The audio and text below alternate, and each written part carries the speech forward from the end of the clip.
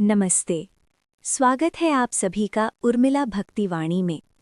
आज हम सुनेंगे श्री शीतला माता की पावन कथा, जो हमें माता की कृपा, शीतलता और आरोग्य का संदेश देती है।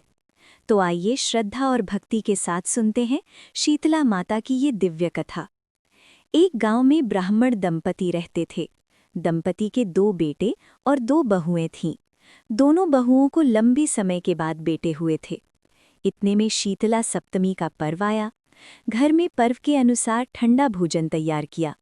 दोनों बहुओं के मन में विचार आया कि यदि हम ठंडा भोजन लेंगी तो बीमार होंगी, बेटे भी अभी छोटे हैं।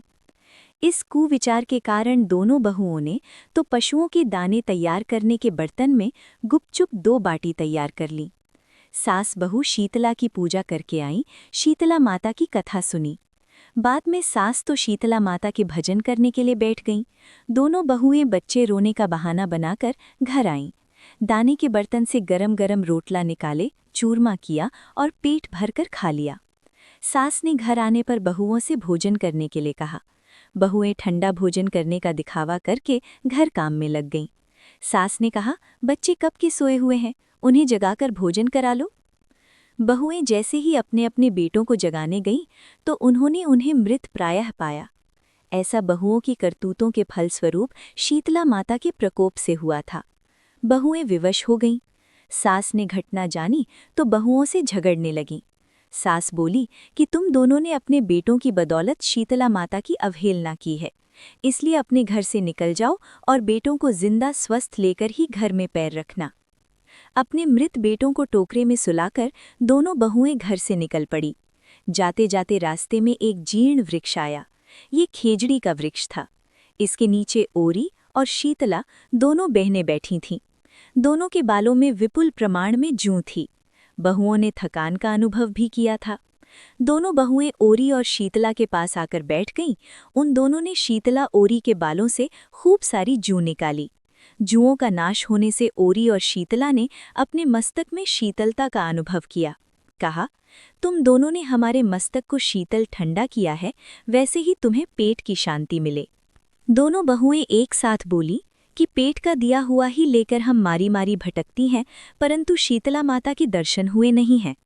शीतला माता ने कहा कि तुम दोनों पापिनी हो, दुष्ट हो, दुराचारिणी हो, तुम्हारा तो मुंह देखने भी योग्य नहीं है। शीतला सप्तमी के दिन ठंडा भोजन करने के बदले तुम दोनों ने गरम भोजन कर लिया था। ये सुनते ही बहुओं ने शीतला माताजी को पहचान लिया। देवरानी जेठानी ने दोनों माताओं का वंदन किया। गिड़गिड़ाते हुए कहा कि हम तो भोली भाली हैं, अनजाने में गरम खा लिया था।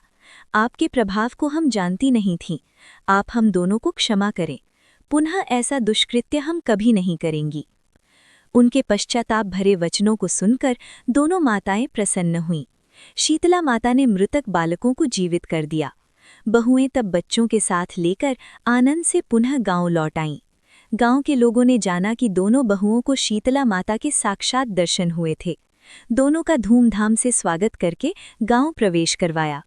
बहुओं ने कहा कि हम गांव में शीतला माता का मंदिर का निर्माण करवाएंगी। चैत्र महीने में शीतला सप्तमी के दिन मात्र ठंडा खाना ही खाएंगी। शीतला माता ने बहुओं पर जैसी अपनी दृष्टि की, वैसी कृपा सब पर करें। श्री शीतला माँ सदा हमें शांति, शीतलता तथा आरोग्य दें। शीतले त्वं जगन माता, शीतले त्वं जगत पिता, शीतले त्वं जगत धात्री, शीतलाय नमो नमः। आशा है आपको श्री शीतला माता की ये पावन कथा पसंद आई होगी। अगर वीडियो अच्छा लगा हो तो इसे लाइक, शेयर और चैनल को सब्सक्राइब जरूर करें। मिलते हैं अगली ऐसी ही भक्ति कथा के साथ उर्मिला भक्तिवाणी पर। बोलो श्री शीतला माता की जय।